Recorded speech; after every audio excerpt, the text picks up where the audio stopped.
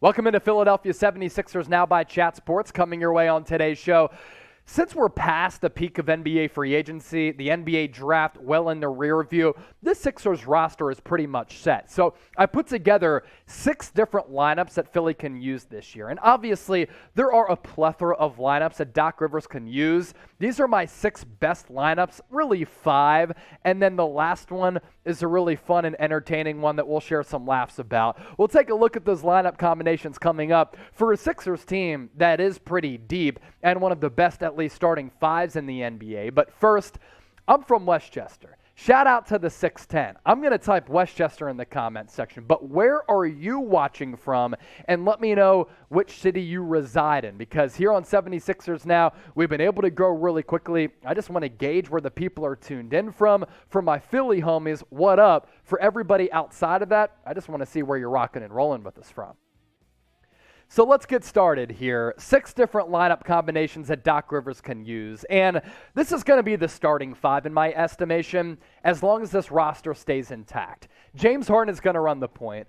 Tyrese Maxey will handle ball handling responsibilities, but him playing off ball is what he did at Kentucky. And I think with Harden, kind of unleashed Maxey throughout the NBA playoffs and during the regular season. Joel Embiid, I think, is the best center in the league. 30 points per game last year. No reason why he can't double up and do that once again. Tobias Harris, underrated defensive player, still a really solid scoring wing, but he's going to play kind of that hybrid 3-4 spot in addition to PJ Tucker. And what the starters bring with this starting 5 to Philadelphia is a couple of things that I think are really valuable throughout the course of a regular season and for a team looking to make a deep playoff run. For James Harden, he serves as the scorer, distributor, has that great vision, and a really high basketball IQ. You can say that James Harden is a partier who likes to play basketball, but look, this guy loves to hoop, and he's really good at it.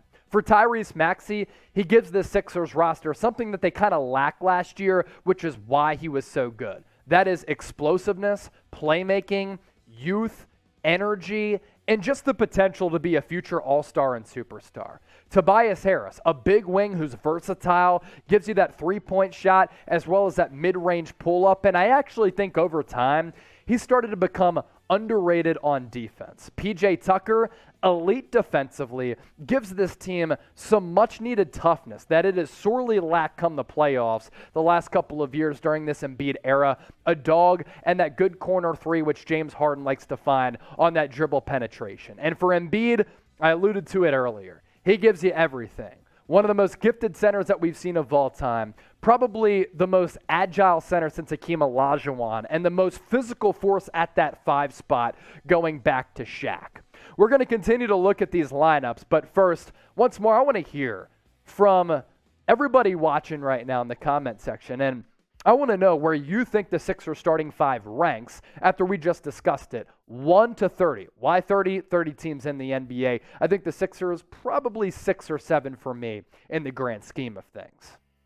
This is now the Energizer lineup when James Harden goes to the bench. And as he gets older, and especially during the regular season, I don't mind him coming out, probably playing 5 to 7 straight minutes in the first quarter, and then taking a breather the rest of the first, or even to start the second quarter. That's something similar that Steve Kerr deploys with Steph Curry. And if that's the case, which I think is actually smart to preserve him for the playoffs, let Tyrese Maxey be the energizer and then surround him with some good complementary pieces. D'Anthony Melton playing off ball gives this team something that it really did lack last year. Good defensive player, guy who can create for himself outside of another option. He can knock down the 3, get to the rim. I love that dog mentality too.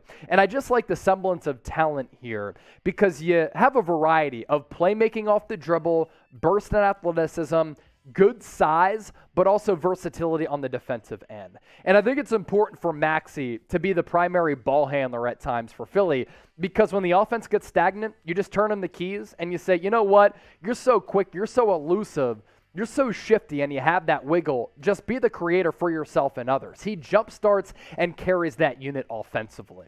Next up, it's the spread the floor lineup. And for Harden, you allow him to get in that comfort zone of being that primary distributor. You surround him literally with all shooters and you play 5 out. Harden runs the point. You have DeAnthony Melton as another ball handler, but he too can let it fly from downtown.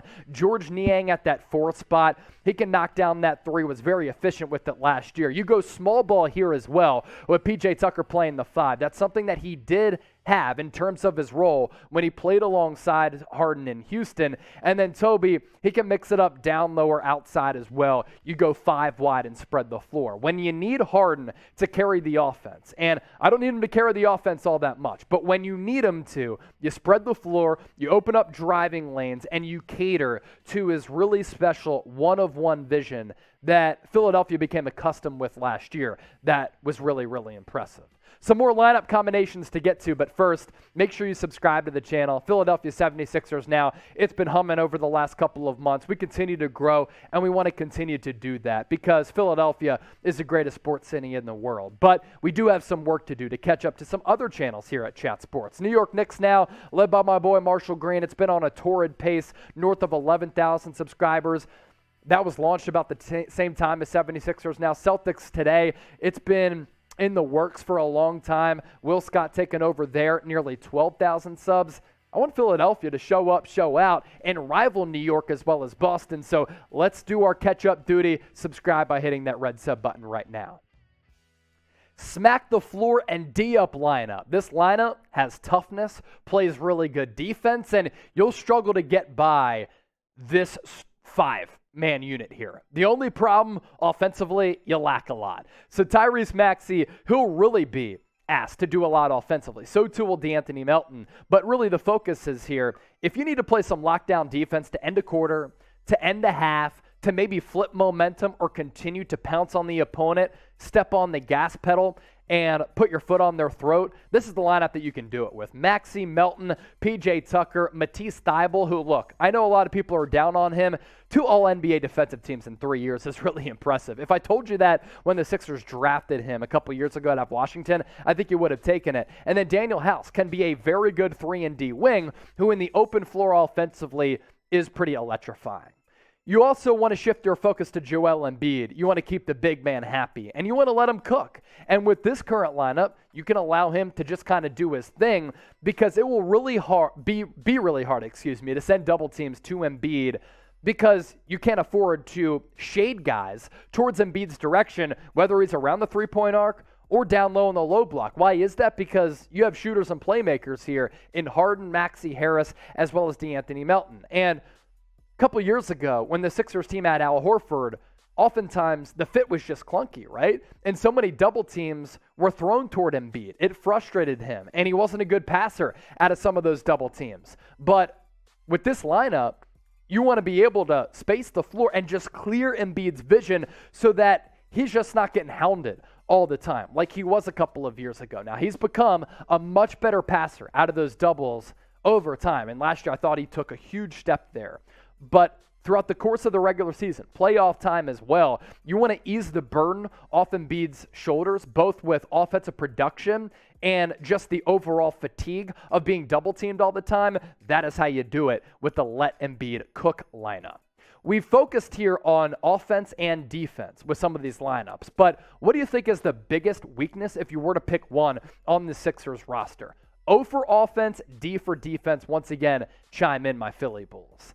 I'm going to give you an extra lineup here. And this one we can share some laughs because this would be the Sam Hinkie lineup before they got Embiid and some of this star talent. It wouldn't be good by any means. They would probably win 10 to 15 games, but this is classic Sam Hinkie here. So let's revisit it and turn back the clock. Shake Milton as your point, Furkan Korkmaz as your shooter to let it fly, Isaiah Joe is a guy who just hovers around the three-point arc and lets it rip, and oftentimes he can find twine because he'll be asked to do a lot. Paul Reed and Charles Bassey rounding out the lineup here. Of course, this would be last resort. This would be worst-case scenario. This would come to fruition if the Sixers suffered a bunch of injuries, but this organization has come such a far way since Sam Hinkie got ousted by Adam Silver and blackballed and blacklisted by the NBA. But it is funny to think back on how bad those Sixers teams were.